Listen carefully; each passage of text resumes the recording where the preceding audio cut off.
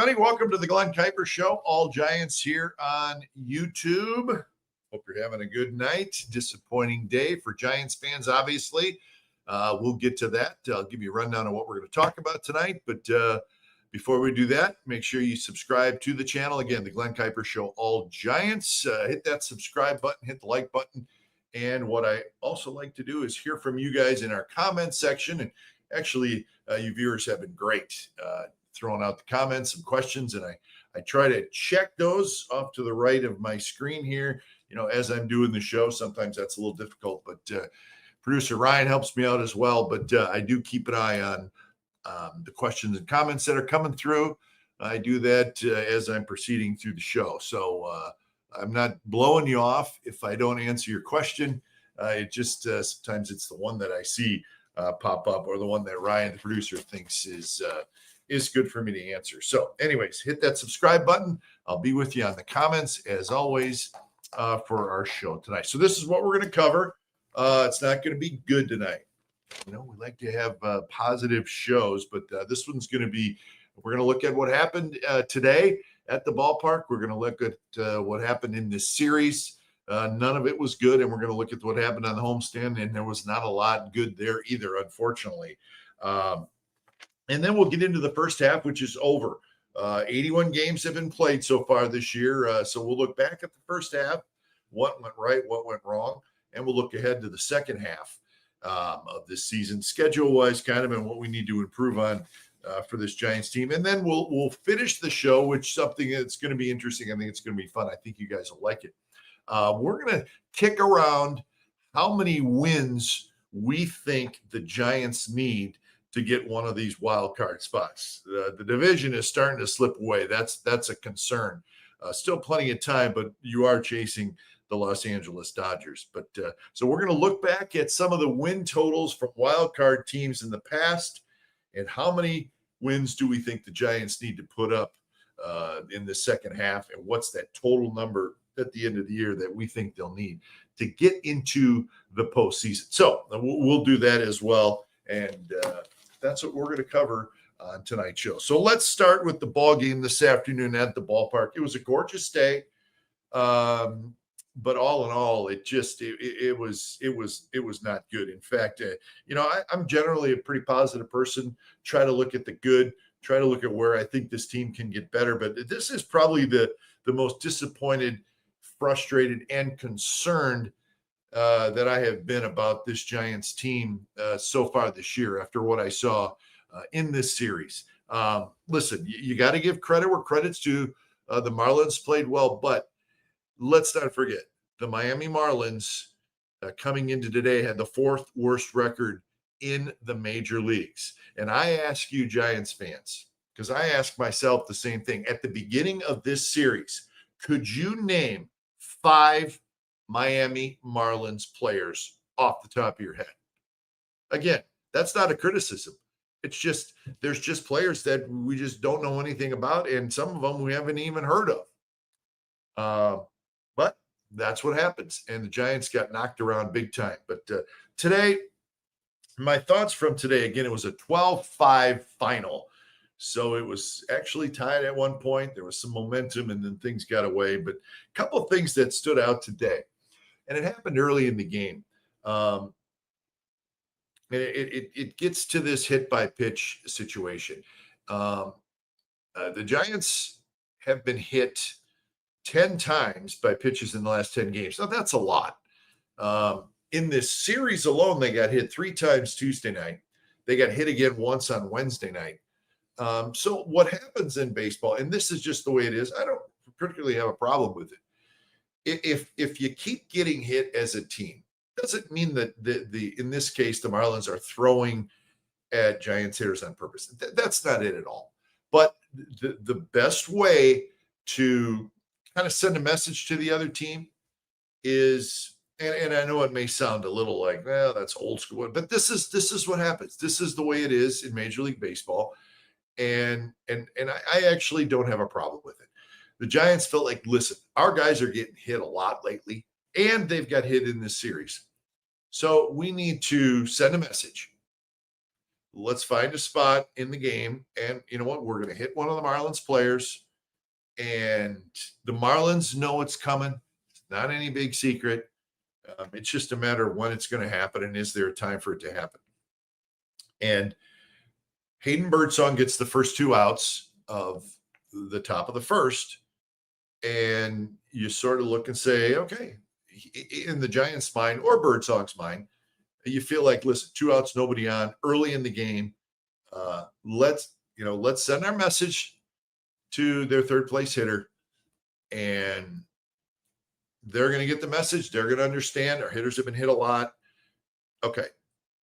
Umpires send out warnings, which, I've never been a big fan of that, because generally the players on the field can police the hit by pitch situations almost better than the umpires can. But then the manager gets thrown out, and warnings are issued. But the point I'm making is what Hayden Birdsong did. He protected his teammates. He sent a message. He did what he was supposed to do. You wait for a good spot in the game. It just so happened here. Do it early and do it with 2 outs, nobody on base. Boom. First 2 guys, you hit the third guy. Okay. This is where the problem lies. And this is very annoying.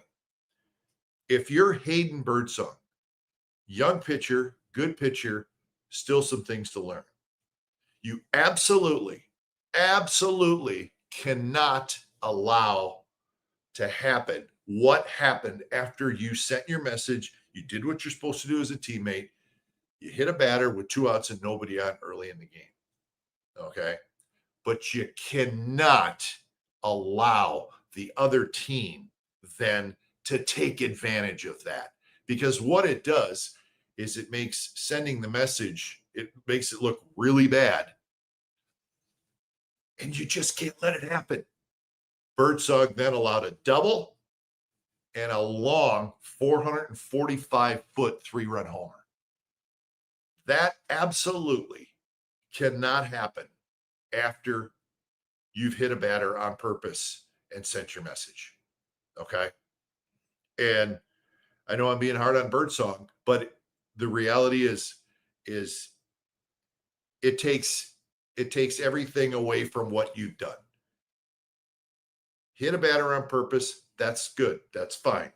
Okay. You did what you're supposed to do.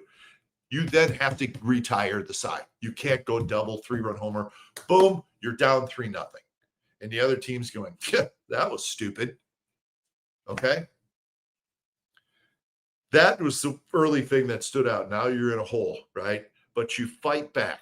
The Giants put together some great at-bats. What inning was it? It was the bottom of the 4th, right? Yeah.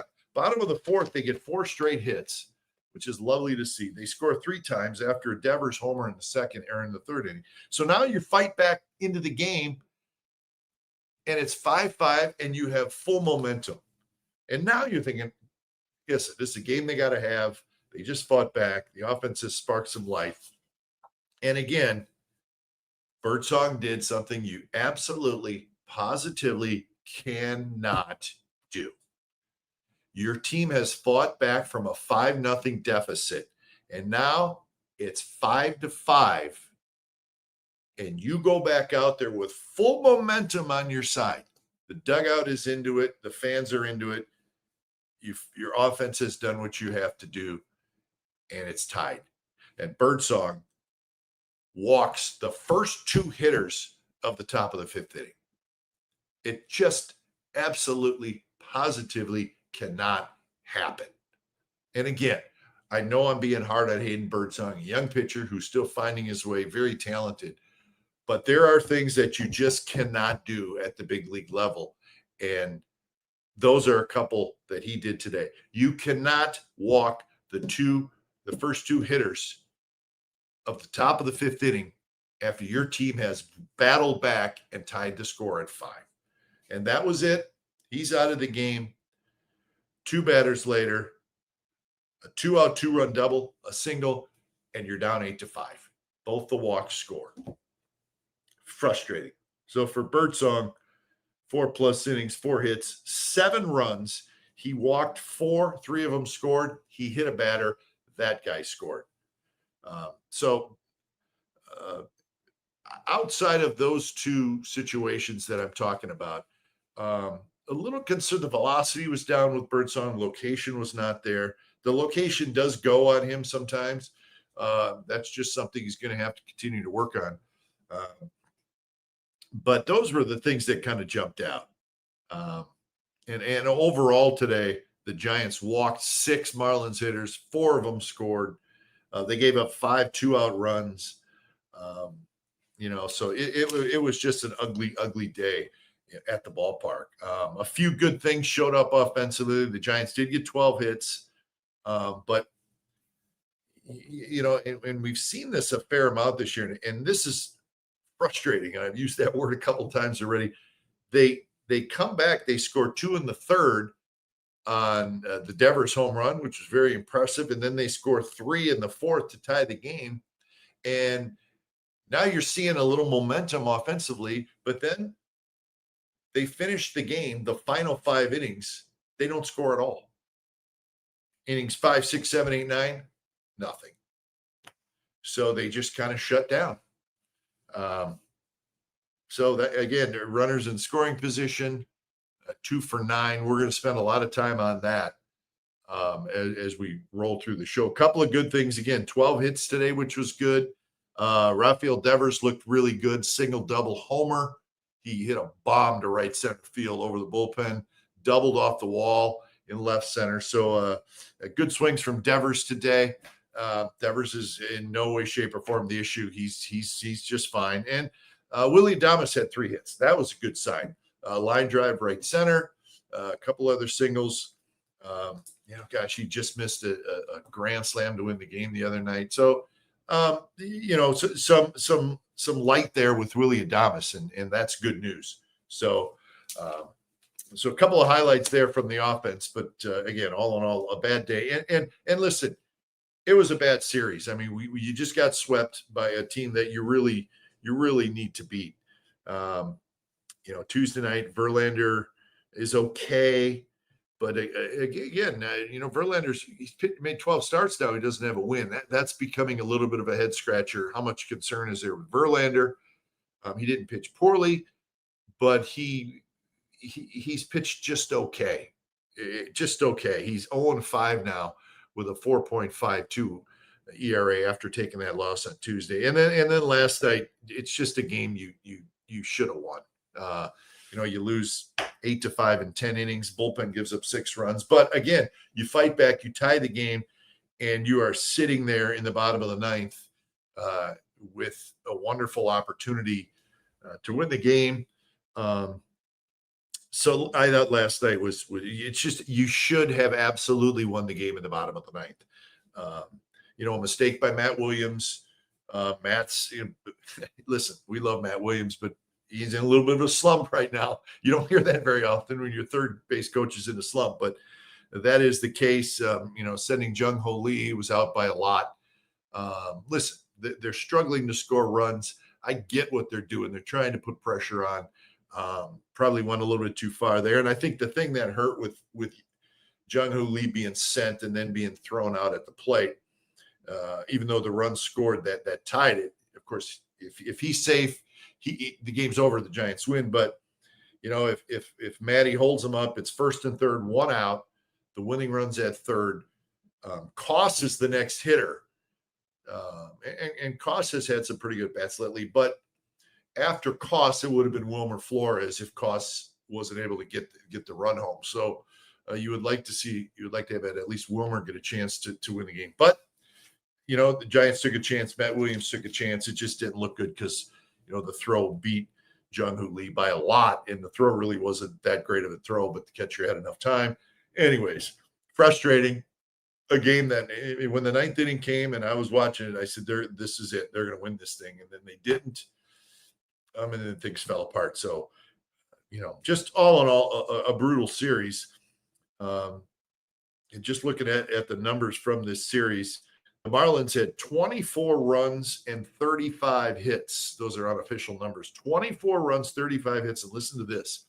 The Marlins with runners in scoring position in this series, 14 for 33. That's a 424 batting average. So the 424 batting average obviously is the one that jumps out. But 33 at-bats with runners in scoring position in a 3-game series by the Marlins. So it's twofold. You got to get those at-bats with runners in scoring position, and then you have to come through. And the Marlins did that big time. Giants, 12 runs, so they get outscored 24-12 in the series. They get out hit 35-22. And the Giants in the series, runners in scoring position, 4 for 22. That's a 181 batting average. So again, the runners in scoring position jumps up as it has all year. And in this case, the Marlins were great at it in this series, and the Giants were not. So that's kind of how the series looked. And as far as the homestand goes, very disappointing. You know, you got Devers, a lot of excitement in the building, but when the homestand comes to a close, the Giants finished 3-6. And overall, folks, and again, it's sort of the theme of the show, and you'll find out as we move on more about it. But on this homestand, the Giants were 10 for 68 with runners in scoring position. That's a 147 average. And then you start looking at the games they lost. You lose a 3-2 game to Cleveland early on. You lose a 4-2 game to Cleveland in that first series of the homestand. The game that you lose to the Red Sox, you lose 7-5, but that's clearly a game you should have won. And then last night, a game you should have won. You're one hit away from winning these games, and the Giants just cannot get it going with runners in scoring position. So that's frustrating. It's very frustrating, and it's going to have to change. So there's your game today, your series, your homestand kind of rundown. And before we move on to the next thing, let me just check, see if we got any comments or questions.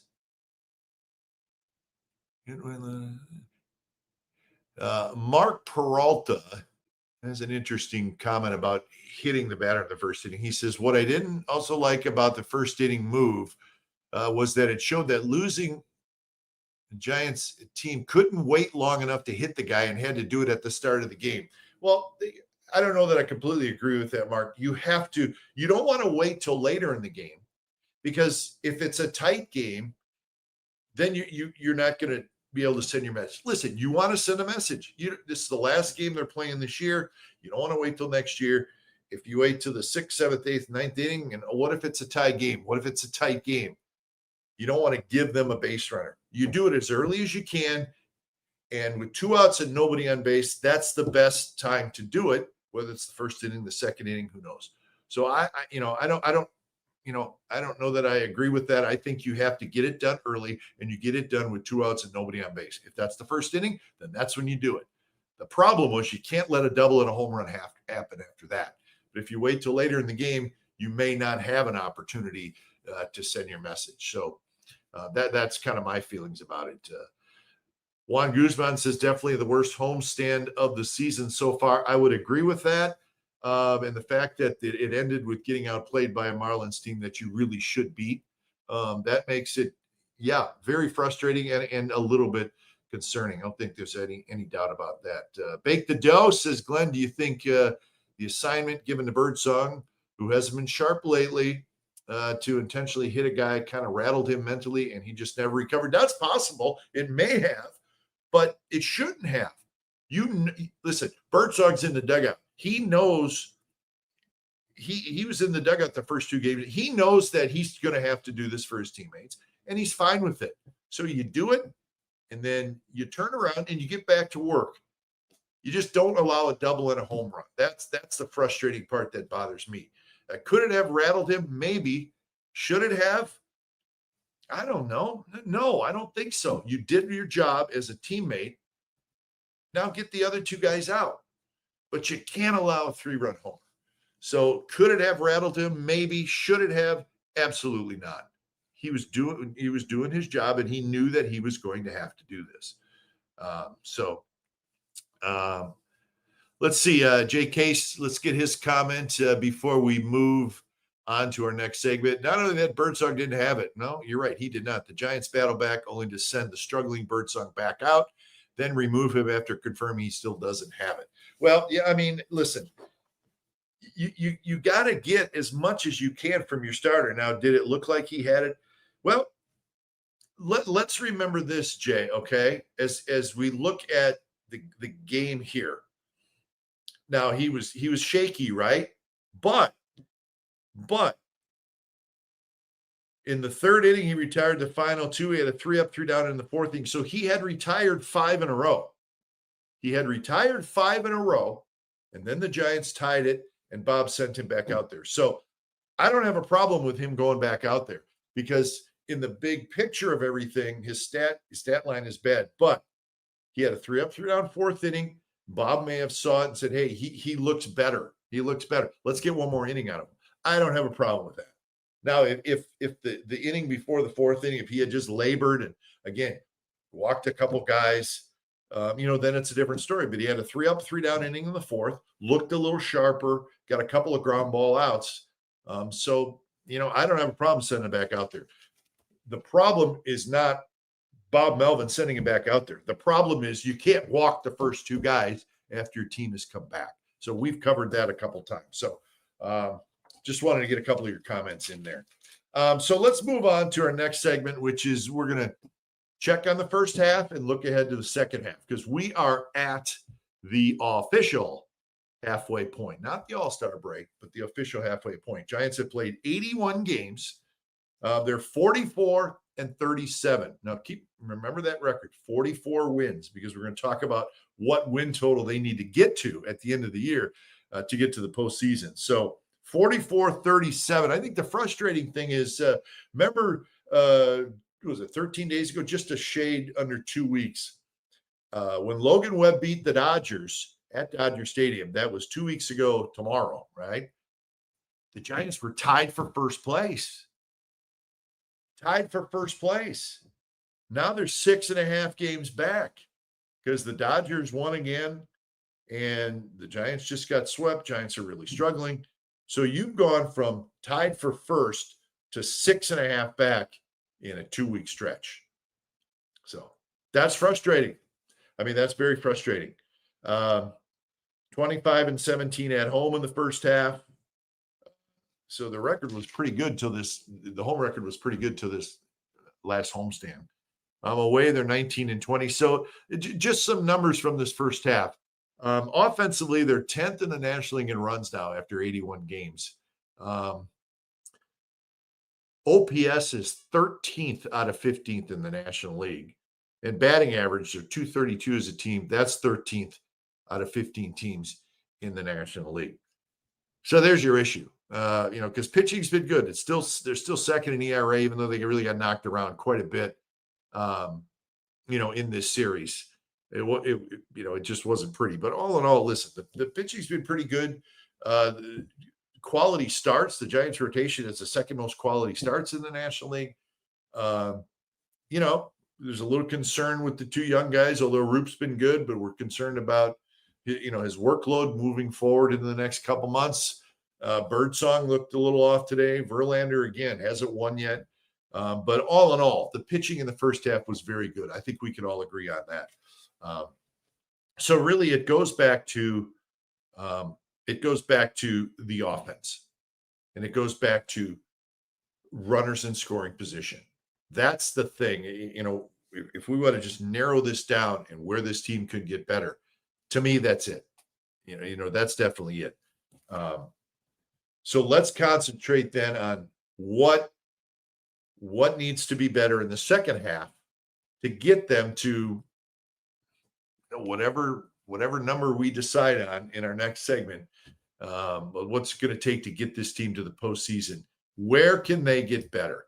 And I think it just boils down to the runners in scoring position. As a team, the Giants are hitting .240 with runners in scoring position. That's 20th in the major league. So they're in the bottom third of team statistics and runners in scoring position. But here's something that is interesting to me, and follow me on this one. It has to do with the amount of at-bats the Giants are getting with runners in scoring position. And in that category, they are 25th out of 30 teams in the major leagues. So my point there is they're not generating enough opportunities with runners in scoring position. And then when they do get their opportunities, that has not been great. Okay, so do you see what I'm saying? So the first thing you have to do is you have to generate opportunities. You have to get guys in scoring position. They are not doing a good job of that at all. Again, the fifth fewest at bats with runners in scoring positions. That makes sense? So there's not enough, what I like to say, action on the bases. They need more of that. Okay. Devers is going to help in this scoring position thing, but you have to give him opportunities. Okay. And this 9-game homestand, Devers got here for the homestand. He played in all 9 games. He had 5 at-bats in the 9 games with runners in scoring position. That's not enough. And that goes right to my point. You need more action on the bases. If you get more opportunities with runners in scoring position, now you have a middle of the order hitter in there that's going to help. This situation could improve. And I think it's the one area that has to improve if they're going to make the postseason. Because this is not a month thing. We watched this now for almost 3 months. I've watched it. Giants fans have watched it. And the numbers to me back it up. Okay. That getting that clutch hit, situational hittings has not been great. It's not been great. And it's the area that if they can improve on, it's going to make a big difference in this second half. Now, how much can they improve on it? I think, that's another question. Willy Adames has really struggled with runners in scoring position. He's a guy they need. Okay. They need, there's a little hope there, I think. But Willie this year is hitting 193 with runners in scoring position. Not great numbers. We all know that. He's had a tough first half. But it's amazing how he has really struggled, because this is a quality guy. And last year with runners in scoring position, Adames hit 293. That's 100 points difference. And this is the big one, right? Willie has not hit a home run with runners in scoring position this year. Last year, he hit 13 3-run homers for the Brewers. 13 3-run homers. So Willie's got to get going. He knows it. But in fairness to Adames, he has always been, and you can look it up. You can look it up. I look it up. You can check it. He's always been a much better second half player. So the combination of better in the second half, listen, he's fighting to get comfortable here in the ballpark and fighting through the really long struggles here. But I think there's going to be some improvement with Willie. We saw better. He's swinging the bat better. So I think there's reason for optimism there. And again, he's always been a second half player. Is that going to be the answer this year? I don't know. But the track record is long that he's better in the second half than the first half. Let's hope so.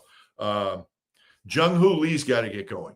Jung-Hoo Lee has the ability to get on base a lot, and he's a good enough hitter to drive and run. He's not going to be a big home run hitter. I think we've seen that. But we saw Jung-Hoo Lee, hitting 290 earlier in the year, even higher than that, getting on base a lot. And again, showing some action on the bases, right? And now he's really struggling. He's just in one of those funky spots. Jung-Hoo Lee 4 for his last 39. You stretch it out for the entire month of June, he has not had good numbers in June. So there's a guy that needs to get on base and needs to start some things going on the bases. And if you get him going a little bit, you get Willie going a little bit with the second half, and you have Devers. And remember, you're playing without Matt Chapman, and that hurts. So I, listen, there is the ingredients there for this offense to get a little bit better in the second half. They have to. I think if they keep going the way they're going, I think it's gonna be very difficult to get in to the postseason. But if they can If they can just push it a little bit with Devers, you get a better second half from Adames. You get Chapman back. You get Casey Schmidt in the lineup at second base every day when Chapman comes back. There's an opportunity there, and it's just a matter of if the improvement can show. Again, and if it doesn't, then I think it's probably going to cost them a playoff spot. So those are some numbers to think about, and that's the area, in my opinion, that improvement needs to be made. And if it doesn't, then it's going to cost them. Let's check in with some comments. Cole Dunson says Lee was a bit better today. He was. He had the triple line drive, and what's weird with Jung-Hoo Lee is he doesn't strike out a lot. In fact, he just. I mean, we knew that when the Giants got him, he was going to be a contact guy, but not a slap hitter, a guy who can drive the ball. He's not striking out. He's just, he's not driving the ball quite as much. A lot of ground balls to second base. We'd like to see him drive the ball the other way a little bit, which we have seen him do when he was going well. So it's there for Jung-Hoo Lee. He's just in a funk. But he's going to play every day, and he's going to get an opportunity to climb out of it, and the Giants really need him to climb out of it. Let's see. Mark Peralta, really think Giants have a coaching issue. I saw it last night at third base, and I question hitting now. Hey, Mark, I think blaming the coaching. Listen, if you want to blame Matt Williams, shouldn't have sent him. That's fine. But I'm not a big blame it on the coaches fan. I'm really not. The coaches don't have anything to do with, Willie Adames really struggling and Jung-Hoo Lee now in a slump and Wilmer Flores in a slump. I don't, I'm okay you feeling that way, but I don't do the coach thing. I don't listen, these guys can only do so much. At some point, it's about the players. It's about the players. I've watched the Giants hitters for 81 games now take fastballs right down the middle. Well, do you think that's the plan that the coaches are telling them? No, it's not. The coaches see it too. I know they do. Trust me. I've talked to them. Some hitters are guess hitters. They guess a lot. That's why you see fastballs right down the middle taken for strikes, because they're guessing another pitch is coming. That's what big league hitters do. But I'm not going to blame the coaching staff. I don't think that's it. Cole says, "Hey Glenn, who gets sent down once Chapman is back? Wisely, but what do you think?" Yeah, I would say Wisely. Again, I'm just I don't know anything about this yet. Chapman's still a little ways away, but I do know that when Chapman comes back, Schmidt, it looks like his hand is okay. It's just really sore. He's going to go to second. Koss has done a pretty good job, and Koss is pretty good defensively. So my guess would be Wisely. Again, that's just a guess, but that seems like that's probably what would happen, because I think Koss is pretty good defensively. He can play short if needed, and a pretty good shortstop. So I think that's probably what will happen. But until then, you're going to see, Wisely and Koss play second base, but they need Chapman back. They need Chapman back big time. And I know Bob Melvin, I talked to Bob about it. He's dying to get that lineup together so he can start, lengthening that lineup. You get Chapman back. And again, I've been saying you got Casey Schmidt in there. Maybe, you got Casey a little bit down in the order. At least it looks like your lineup is going to look better. But until Chapman comes back, you just got to be patient. And that's tough because, he is an important player. Let's see. Jay Farrell says, any thoughts on targets for the trade deadline? What position do you think is the biggest need? Good question. And we're obviously going to talk a lot about this, as the next month goes on. I've kicked around the idea of a veteran middle infielder. which I don't think is a terrible idea. I wouldn't mind seeing a veteran outfielder, either a right-handed hitter, maybe outfielder who could play right field and center field. Um, I don't think that's out of the question. And anything you're going to do now is going to be incremental improvements. And if you could get a veteran infielder or a veteran outfielder that can play some, but also improve your bench, which is important, that'd be something to think about. And depending what this rotation does moving forward, maybe a back end of the rotation starter, maybe a veteran that wouldn't cost you a lot at the trade deadline. Maybe a guy who can just take the ball and go. I don't know.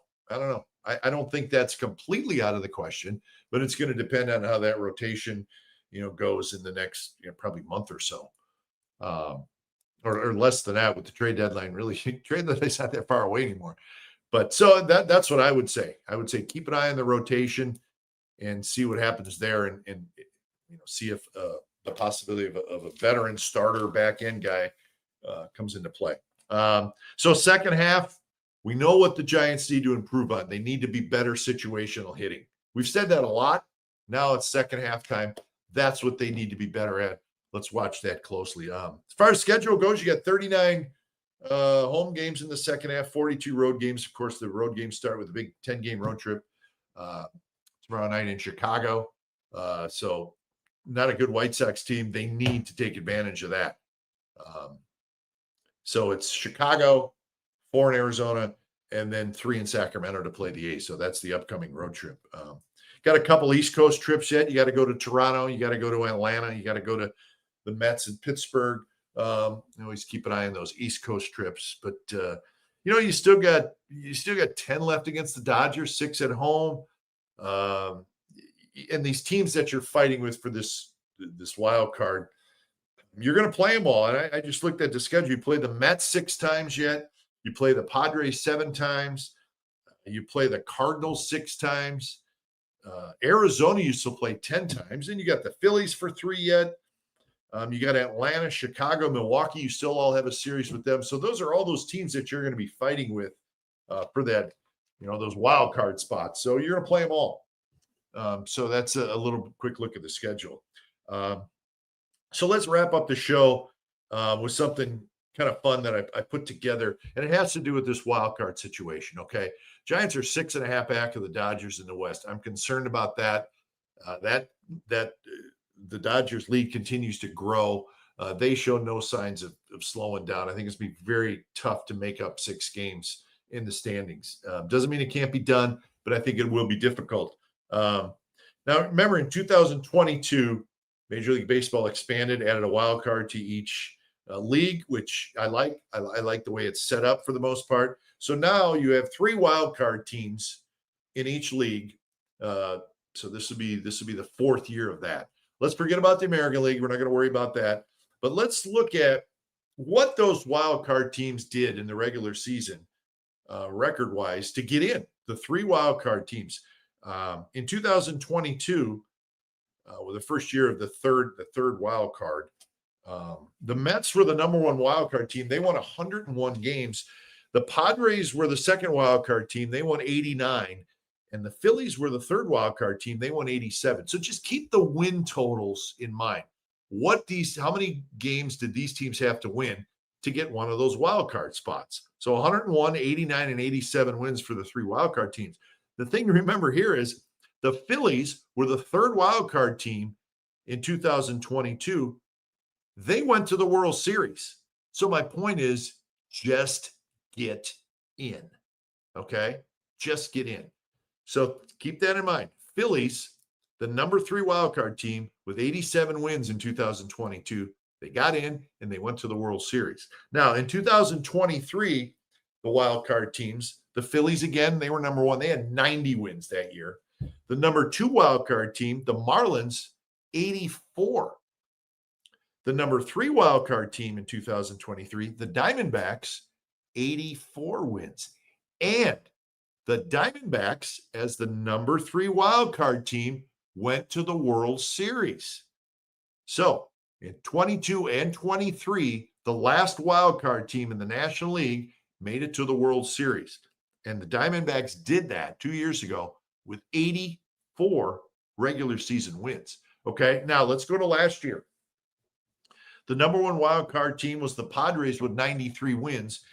And then the number 2 wild card team, Braves, number 3 wild card team, Mets, tied with 89 wins. So 93 wins, 89 and 89. That's the win totals for the 3 wild card teams last year. Okay, so I want you to get an idea of the win totals. And then with that in mind, think about what you feel like the Giants need to do to get in. So you start looking at the average win totals of these wild card teams, 92, 86, 90, you start kicking that around. Is 90 wins this year. And the reason I say this year, because I think it's a little more competitive wild card race this year in that National League. I have it in front of me. I mean, you got, the Phillies are the number 1 wild card team, 2.5 up. Brewers, Padres are the 3rd wild card team. So the Giants are out right now. They're a half game behind the Padres. Cardinals are 1 game out of the 3rd spot. Reds are 2.5. Diamondbacks are 3. Braves can't seem to get it going. They're 6. But the point is there's a lot of good teams right there. And they're all fighting, Gosh, Phillies, and then you throw the Mets there. Phillies and Mets are tied right now. That's a tough crowd right there.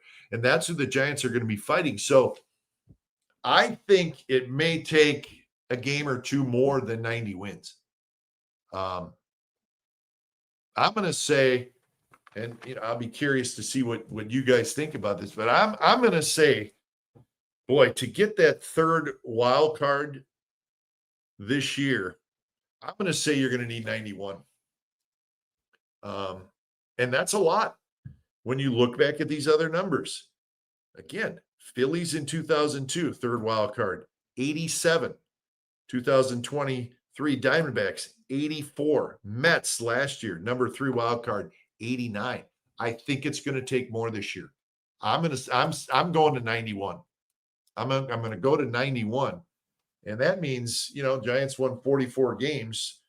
So that means they need to win 47. Is that right? So they need to go 47 and 34 to get to 91. There you go. I'm writing it down. 47 and 34 in the second half. They need to go 13 games over 500. Right now, they're 7. So they need to turn this thing on. Again, I'm going to write it down and see how close I came at the end of the year. How many wins will the number 3 wild card team in the National League have? And will the Giants get there? They're going to need 91. That's my call. Let's get a couple more comments, and then we'll shut this baby down for the night. Coach Scrapper says they will need 92 wins to get in. All right. You may be right.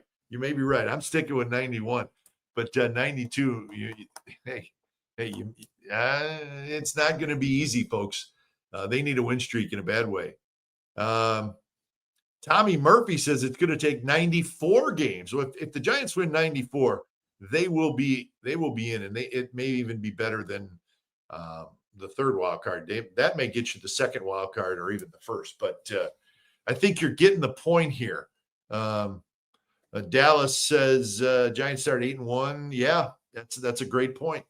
You can't overlook the fact that they have played 500 baseball for 2.5 months. That's an issue. So it just tells you they need to step up. What they're doing now is not going to get it done as far as getting to the wild card. I don't believe. So let's hope they have another gear. If they have another gear, then we will see it, and they certainly have a shot. So, all right, I say 91. I'm sticking with it. I'm writing it down. So, hope you enjoyed the show. We tried to cover everything. We tried to get you ready for the second half. How many games the Giants need to win, and what they need to do to get to 91 wins. That's my call. Hope you enjoyed the show, everybody. Remember, keep the comments coming.